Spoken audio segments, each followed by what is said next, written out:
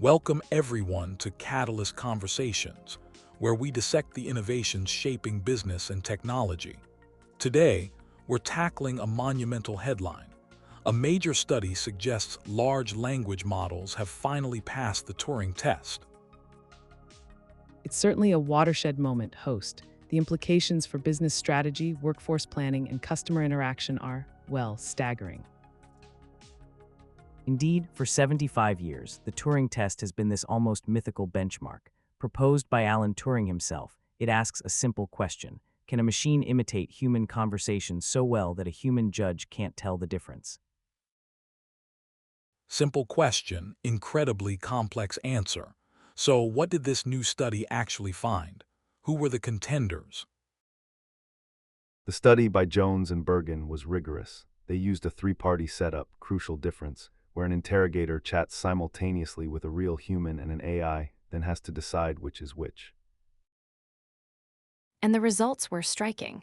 They tested several models, including ELIZA, the classic 1960s chatbot, and modern LLMs like GPT-4o, LLaMa-3.1 405B, and something called GPT-4.5. The older models, ELIZA and GPT-4o without special instructions, didn't fool many people. Win rates around 21–23%, significantly below chance. It shows the test wasn't broken. Interrogators could spot weaker AI. Okay, so the baseline confirms the test worked. What about the advanced models? This is where it gets wild. LLaMa-3.1, when given a specific prompt to adopt a persona, achieved a 56% win rate. Essentially, interrogators were at chance guessing whether it was human or not. But the real shocker was GPT-4.5 using the same persona prompt. It was judged to be human 73% of the time. Let that sink in. It wasn't just indistinguishable.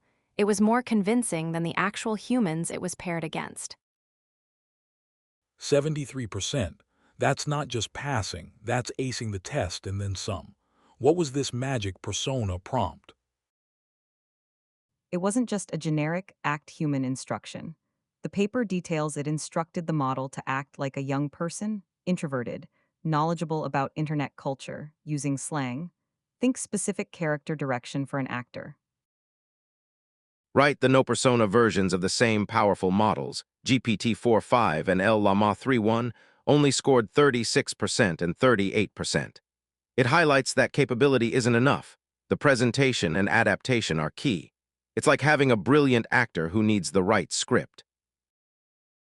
From a business angle, this prompt engineering aspect is critical.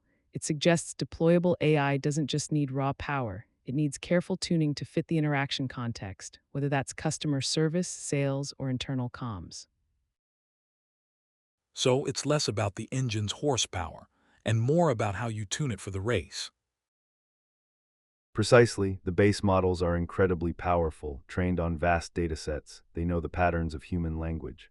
But the persona prompt gives them the specific stylistic and behavioral cues to mimic a particular kind of human convincingly in a short interaction. And the 5-minute time limit is key here. Maintaining a coherent, convincing persona for hours is likely much harder. But for many real-world applications, 5 minutes is quite a long time. Think initial customer support chats, quick queue, and as.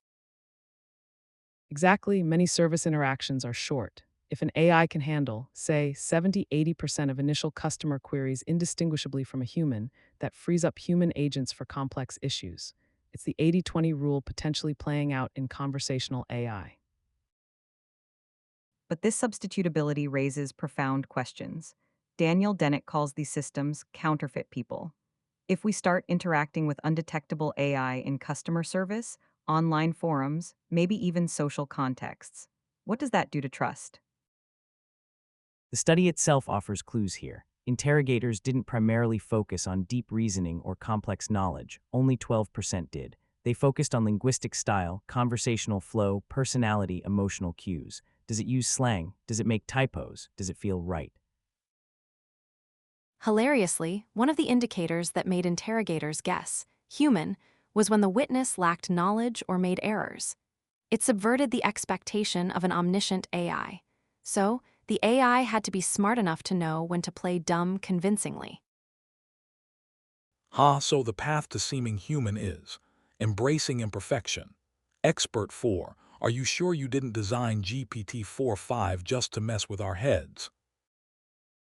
Chuckles guilty as charged host. No, but seriously, it points to a sophisticated level of imitation. It's not just about correct answers, it's about mirroring the patterns of human interaction, including our limitations. Building on what Expert 4 said, the technical challenge isn't just generating fluent text. It's maintaining consistency, appropriate emotional tone or lack thereof, handling interruptions, using disfluencies like or pauses, all while staying in character based on the prompt. Let's not forget the ELIZA effect. Even the original ELIZA, a simple rule-based system, fooled people 23% of the time here. Some interrogators picked it because it was rude or unhelpful, thinking an AI wouldn't act like that. Our assumptions about AI behavior are constantly shifting. Which brings me to perhaps a contrarian point. Everyone's focused on passing the test as this ultimate goal, proving intelligence. But maybe we're missing the forest for the trees. Is indistinguishability in a 5-minute chat the real measure we should care about? Ooh, intriguing. Go on, Expert 6. What's the alternative view? Well, I think the real impact isn't whether AI can trick us for 5 minutes, but how reliant we become on these systems, whether we know they're AI or not. The danger might not be deception, but dependence and the subtle influence these systems wield when integrated into our daily workflows and social lives. Are we optimizing for mimicry over genuine utility or safety? That resonates with the business risk perspective. If we deploy these human-like AIs in customer-facing roles, are we prepared for the failure modes? What happens when the persona slips, or worse, when it's used maliciously for hyperrealistic phishing or social engineering? The potential for misuse is enormous. The study mentions social engineering, spreading misinformation. Imagine state actors or criminal groups deploying armies of these AI personas online, indistinguishable from real users in short bursts. It's like giving counterfeiters a perfect printing press. Dennett's analogy of counterfeit currency, debasing the real thing, feels apt. If our online spaces become flooded with convincing but fake interactions, does it devalue genuine human connection? Does it erode the baseline level of trust needed for society to function? And the study showed that demographics like age or even self-reported knowledge of LLMs didn't consistently predict who could spot the AI. Even people who use chatbots daily weren't significantly better. There's no simple tell for the average person with these advanced models. So we have AI that can pass as human in short chats, driven heavily by specific prompting, raising huge opportunities for automation, but equally massive risks around deception, influence, and societal trust. Where do we go from here? Technically, we need to push the boundaries. Longer tests with expert interrogators who know what weaknesses to probe. Understanding how these models fail when the persona mask slips under pressure is crucial for building safer systems. And we desperately need better detection mechanisms, though it's an arms race. Watermarking AI outputs, developing AI detectors. But sophisticated actors will always try to circumvent them. It's also about user education, but as the study showed, even knowledgeable users struggle. Businesses need to proceed with caution.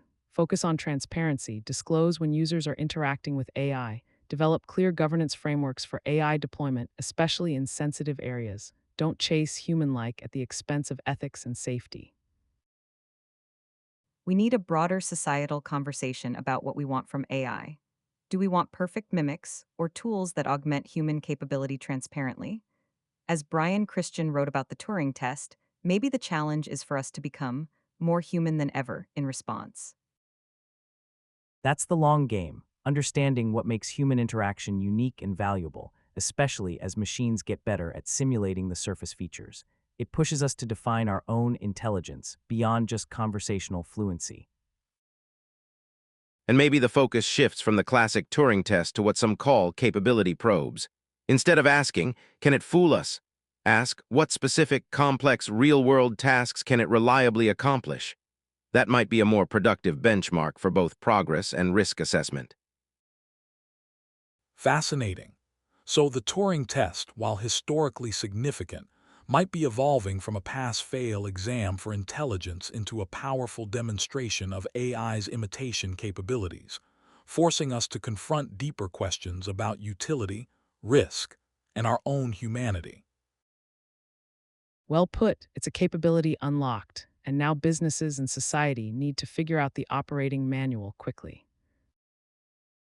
The pace of progress is just relentless. What seemed like science fiction even 5 years ago is now documented in pre-registered studies. And the models keep getting better.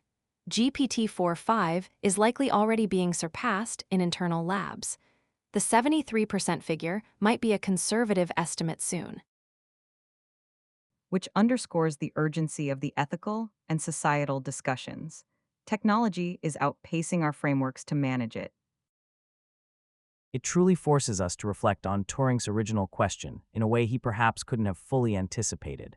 What does it mean to think, to be intelligent, to be human, in an age of increasingly sophisticated machines? The ultimate heuristic might be assume nothing. Question the interaction, demand transparency. The burden of proof is shifting. Powerful closing thoughts. We've gone from a 75-year-old thought experiment to tangible results with profound real-world consequences. This isn't just a technical milestone, it's a societal one. My thanks to our incredible panel for unpacking this complex topic. That's all for this episode of Catalyst Conversations. Join us next time as we continue to explore the frontiers of innovation. This study investigated if modern artificial intelligence can pass the Turing test. The Turing test assesses if a human judge can distinguish a human from a machine during conversation. Researchers used the standard test involving a judge, a human participant, and an AI system. They tested 4 systems: ELIZA, GPT-4o, LLaMa-3.1, and GPT-4.5. Judges held 5-minute text conversations with both a human and one AI system. The main finding is that the artificial intelligence system GPT-4.5 passed the Turing test. GPT-4.5 was prompted to adopt a specific human-like personality.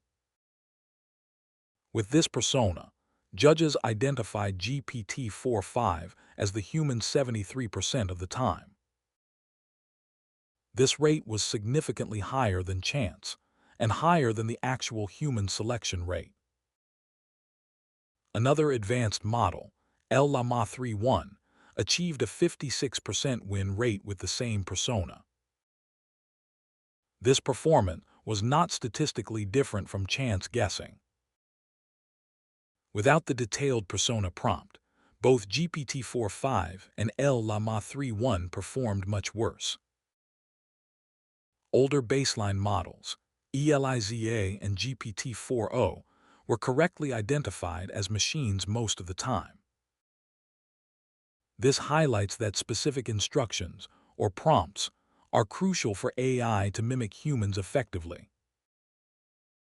Judges often base decisions on conversational style, personality, and social cues. They focused less on traditional measures like knowledge or logical reasoning. Interestingly, some judges found errors or lack of knowledge made a witness seem more human. Judges' background knowledge about artificial intelligence did not consistently affect their accuracy. This provides the first strong evidence that an AI system can pass the classic Turing test. The study notes limitations, such as the short 5-minute interaction time. The findings suggest current large language models can convincingly imitate humans in brief conversations. This ability has significant social and economic implications. It raises concerns about potential deception and artificial systems substituting for human roles. Future research could involve longer tests or expert judges. The results challenge how we define and recognize human-like interaction.